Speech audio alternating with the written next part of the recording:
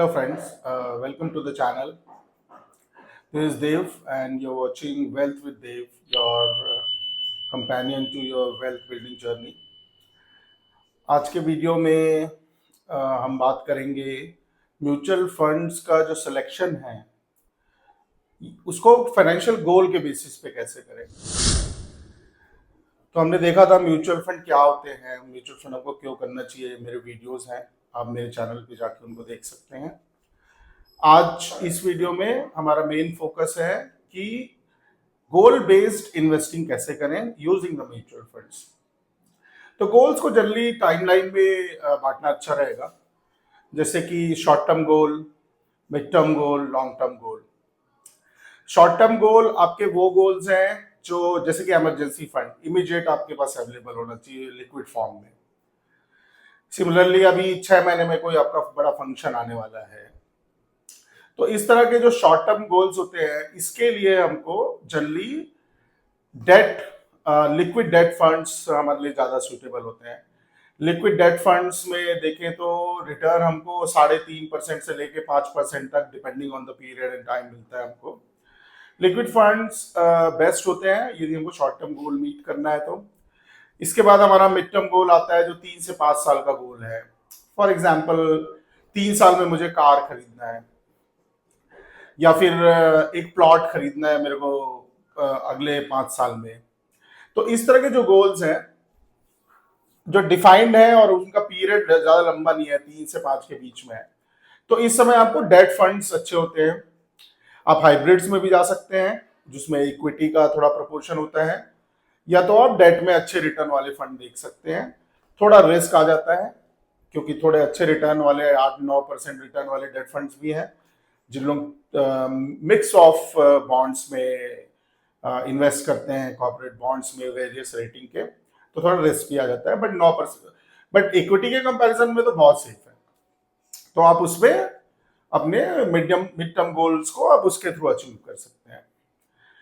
और इसके बाद यदि आपका लॉन्ग टर्म गोल है जैसे 5 से 20 साल के लिए है, जैसे कि आपको चाइल्ड एजुकेशन के लिए सेव करना है, चाइल्ड मैरिज के लिए सेव करना है, अपने रिटायरमेंट के लिए सेव करना है, तो इस तरह के जो लॉन्ग टर्म गोल्स है ये बेस्ट केटर होते हैं इक्विटी म्यूचुअल फंड से। वहां पे हमको रिटर्न भी ज्यादा मिलता है और जो मार्केट का रिस्क होता है उसको हम टैकल करते हैं समय के साथ, क्योंकि मार्केट साइकिल्स में चलता है और हम सिस्टमैटिकली बहुत समय तक यदि इन्वेस्ट करते रहें तो इवेंचुअली सारे साइकिल से गुजर के एवरेज आउट आके होके हमको एक अच्छा रिटर्न मिल जाता है। अभी इक्विटी मार्केट का तो 100 साल का आप ट्रेंड उठा के देखोगे तो मार्केट तो ऊपर ही गया है। तो अभी मार्केट यदि ऊपर ही जाना है तो हमको समय के साथ बस उसमें एंटर करते रहना है। तो ये लॉन्ग टर्म नीड्स के लिए हमारा इक्विटी फंड्स बहुत अच्छे होते हैं। Large cap, mid cap, small cap, multi cap, flexi cap, इस तरह के हमारे बहुत सारे हमने फंड्स देखे थे।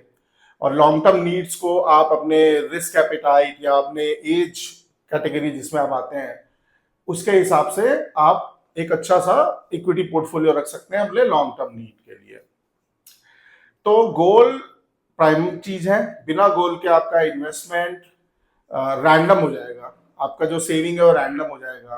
प्लस उसमें सबसे बड़ा खतरा यही होता है कि आप कभी बंद कर सकते हैं क्योंकि आप गोल को चेज नहीं कर रहे हैं। तो आप अपना एक अच्छा सा गोल, सारे गोल बनाइए, गोल के समय के हिसाब से म्यूचुअल फंड्स को मैप कीजिए। और मेरा एक डिटेल्ड वीडियो है जिसका लिंक आप इस वीडियो में आप दे पा सकते हैं। वो पूरा एक मास्टर क्लास है इन सेलेक्टिंग द म्यूचुअल फंड, जिसमें कॉम्प्रिहेंसिवली हम सारे पैरामीटर को देखकर फंड सेलेक्ट कर सकते हैं। तो आप उसे सेलेक्ट कर लीजिए।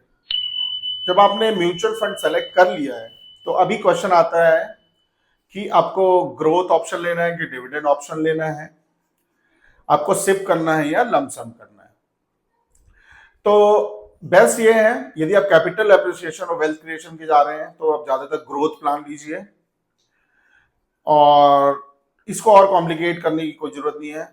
Growth plan will suit your wealth creation needs.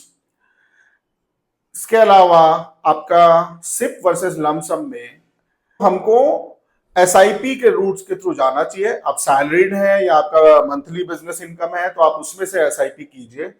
SIP के 2 बेनिफिट है, एक तो आप थोड़ा थोड़ा जोड़ सकते हैं और उसका दूसरा बड़ा बेनिफिट ये होता है कि हमको एवरेजिंग मिलता है। मार्केट तो ऊपर हो सकता है, नीचे हो सकता है, अलग अलग साइकिल में हो सकता है। अभी हम साइकिल ज्यादा देखने नहीं जा रहे हैं। तो गलत टाइम में एक बार में ज्यादा डाल दिया, गलत टाइम में एंट्री हो गई, वो उससे बचने के लिए बेस्ट ये है कि हम समय के साथ करते रहें। कभी ऊपर लेंगे, कभी नीचे लेंगे, सब एवरेज आउट होके हमको एक अच्छा बाइंग प्रोफाइल मिल जाएगा। लम सम लेने का भी आप देख सकते हैं। कई बार जैसे बोनस आया है, आप लम सम डालना चाहते हैं तो आप मार्केट साइकिल चेक कर लो। मार्केट साइकिल अलाउ करता है तो एक लमसम आप डाल सकते हैं। इक्विटीज में लमसम एडवाइजेबल नहीं है। आप लमसम डालना भी है आपको तो आप उसको 5-6 महीने में या 3 महीने आप डिस्ट्रीब्यूट करके डालो। एक बार में बहुत सारा पैसा डालना इक्विटीज में बहुत अच्छा साउंड अप्रोच नहीं होता है। और हमने जैसे कि 2 से 3 या 5, 3-4 फंड हमने ले लिए, तो अभी उस फंड को हमको लेके सब लोग यही बोलते हैं कि आप इसको छोड़ दो और भूल जाओ।